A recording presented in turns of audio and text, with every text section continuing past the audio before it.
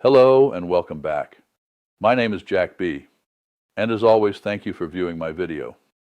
There is clearly an atmosphere of anti-male in the U.S. It ranges from men being considered irrelevant and the cause of all the evils in the U.S. to outright misandry.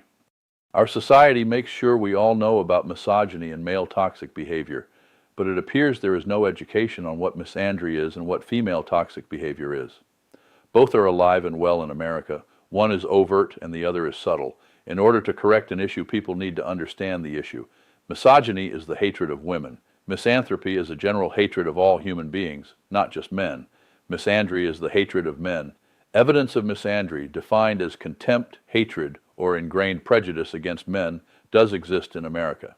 It primarily appears as cultural rhetoric, social attitudes, and biases in specific institutional areas. People point out that popular culture and media often portray men as bumbling, incompetent, and inherently flawed, such as in commercials, TV shows, and movies. There is even an attempt to substitute females in previously released movies where males held the lead roles, like Ocean's 8, Ghostbusters, Billy the Kid, Winona Earp, and of course Vanessa, Scarlett, Rachel, and Jessica Van Helsings, to name a few. Some observers note that phrases like "men are trash," "men stink," "old men," or the use of "white male" as a pejorative have become not only common, but accepted in progressive and online spaces, creating a hostile, anti-male sentiment. Even age prejudice is now acceptable. Certain observers point to potential misandry in the criminal justice system, where men may receive longer sentences than women for similar offenses.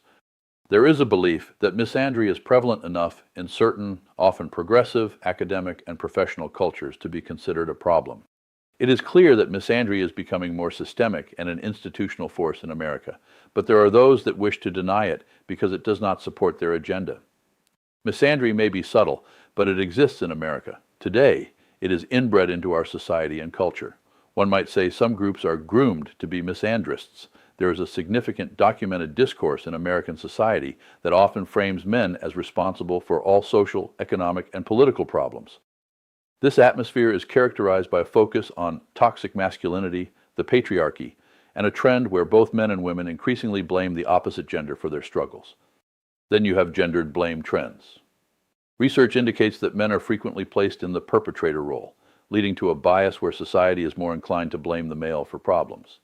Young men and women are often encouraged to blame each other for issues such as wage gaps or job losses rather than focusing on structural, systemic problems. As noted in a Medium article, December 14, 2024, there is a strong tendency for individuals to blame entire groups based on actions of a few, which are often used in political or gender debates and agendas. Males continue to fall behind in society and fade into the background of America today. This is also due to a confluence of economic shifts, willful attempt to alter their genetic behavior, educational underachievement starting in early childhood, a crisis of purpose, lower college enrollment and graduation rates compared to women, increased social isolation, and living at home longer. 55% of young men 18 to 30 years of age live at home. Males also experience higher rates of disengagement from the workforce, isolation from family and friends, and rising mental health challenges. Men die by suicide more often than women, with rates typically 3 to 4 times higher in the U.S. than globally.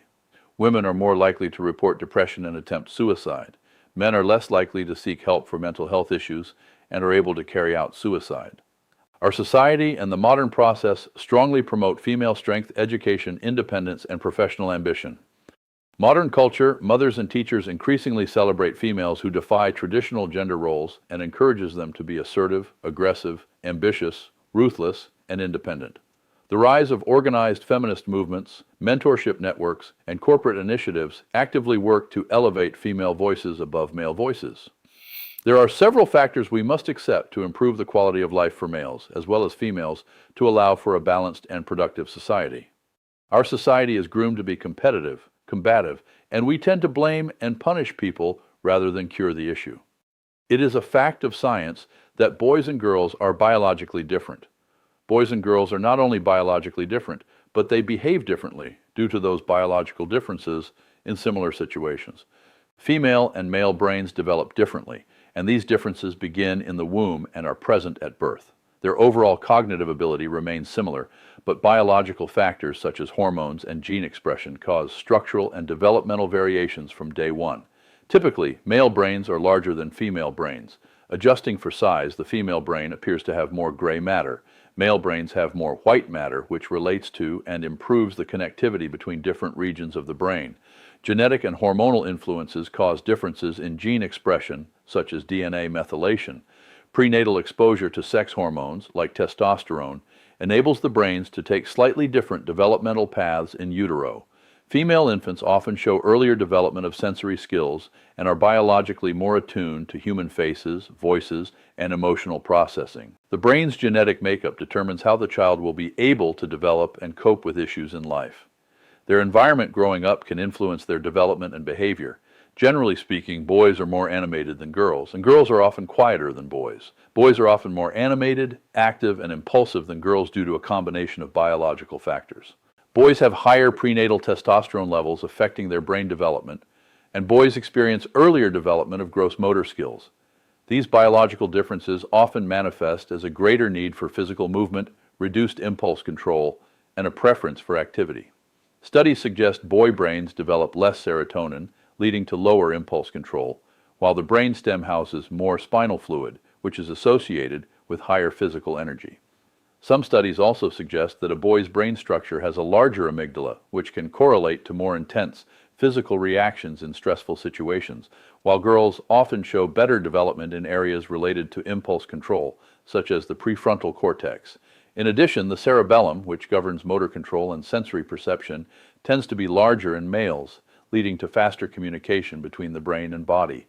Boys generally develop gross motor skills, such as running and jumping faster than girls, while girls develop fine motor skills such as writing and coloring earlier, influencing their preference for active play. Physical play and competition are considered evolutionary adaptations to teach boys how to establish dominance and hierarchies in groups for survival. Research indicates that the way boys show their anger is characteristic of their genetic makeup. Boys often show anger through outward physical actions such as yelling, slamming doors, or acting out. Their anger is generally displayed in a few distinct patterns. Number 1, there is physical acting out, throwing objects, clenching fists, or getting into arguments. Number 2, they shut down or entirely remove themselves from conversations. Number 3, they display annoyance, using snide remarks or acting defensively. And number 4, they exhibit visible tension, heavy breathing, pacing, or a racing heartbeat. Research indicates that the way girls show their anger is also characteristic of their genetic makeup. They often show anger through a mix of indirect and direct behaviors, frequently influenced by social conditioning to avoid outward aggression. Common demonstrations include passive-aggressive comments, the silent treatment, withdrawing, crying, or slamming objects. While some may directly address issues, others internalize anger, leading to sarcasm, overthinking, or snarky, distant energy. Studies suggest women stay angry and hold grudges longer than men. This is often linked to deeper emotional processing and a desire to correct and change others to their way of thinking. Men often apologize and forgive faster to restore harmony, whereas women may analyze conflicts more thoroughly, leading to longer-lasting conflict between the two. While some data points to differences in how genders manage anger and forgiveness, it does not mean women are inherently vengeful, but rather that their approach to resolving issues often takes more time, which at the same time causes a longer duration of stress and agony. These are general aspects, but individual differences can be significant. Studies show approximately 90% overlap in the behavior of boys and girls. This means individual child characteristics, genetics, are just as important as gender. While both genders are energetic, girls are frequently encouraged to be more controlled, gentle, and quiet, whereas boys are historically encouraged to be loud and active. It is clearly demonstrated from an early age that mothers, subconsciously or not, try to change the genetic behavior of boys. From birth, boys are pressured not to be genetically boys. The imbalance of female and male role models is also having an adverse effect on boys. As of early 2025, within the context of all family households without a spouse present, female householders make up about 68% of these households, and male householders make up 32%. In 2024, 74% of families are married couple households. Surveys indicate 43% of all married households identify the woman as the head of household. Family households with a female head of household grew from 12% to 13% of all households between the years 2010 and 2020. Boys need to grow with their family male role models. The rise in single-parent households often affects boys more negatively than girls with respect to behavioral and academic development. Also, the court system continues to favor placing children with mothers over fathers. There are widespread perceptions and emerging evidence that many men and young boys currently lack positive, present, and relatable male role models. American mothers tend to have a stronger, more affectionate, and less critical bond with sons, while pushing and holding higher expectations for daughters. Today, many mothers are actively raising boys to be nurturing. They are intentionally trying to counter traditional toughness norms for boys to foster emotional feelings, empathy, and kindness. This modern approach emphasizes secure attachment through tender care, such as hugging and comforting. Mothers believe this helps boys develop healthy relationships and emotional control. People think they can undo the genetic characteristics of males by environmentally programming them differently. All this does is create physical frustration, mental confusion, and rebellion between how the male is physically designed and how the environment is trying to manipulate them. Boys then leave the home environment and go to school where there is still a not-so-subtle process to change how they were born to act. Parents and teachers may subconsciously expect girls to be calm and boys to be wild, reinforcing these behaviors through praise or redirection. Girls often develop intimate, smaller peer groups that rely on verbal communication rather than loud and physical interaction often found in larger groups of boys. Again, it is important to note that these are generalizations, and behavior varies greatly among individuals. Many girls are highly energetic and many boys are quiet. Research indicates that females and males are often treated differently in school, leading to gender-based disparities in discipline, teacher interaction, and academic focus. Girls generally receive higher grades and better behavioral evaluations, while boys are disciplined more frequently and harshly. These differences often stem from behavioral expectations, with teachers frequently viewing boys as more disruptive and girls as more compliant. Female teachers often hold specific, sometimes subconscious, expectations for how boys should behave in school. Because traditional classroom environments emphasize sitting still and quiet compliance, these expectations can create distinct challenges for male students. Female teachers often approach boys' behavior in school with distinct expectations and patterns. It is known and proven that boys are more physically active, impulsive, and assertive. Even though these are characteristics of boys and a recognized developmental norm, they can sometimes lead to teachers labeling boys as disruptive when their energy conflicts with the teacher's expectations. Teachers often expect boys to be loud and eager to answer questions vocally. Conversely, female students are frequently expected to be quiet, organized, and compliant. Educational studies show that teachers may sometimes subconsciously expect boys to misbehave or struggle with self-control. This can lead to the teacher increasing the policing of boys' behavior compared to their female peers, thus causing a defiant or rebellious attitude in boys. Teachers prefer female student behaviors and reward that behavior while punishing males for demonstrating male behaviors.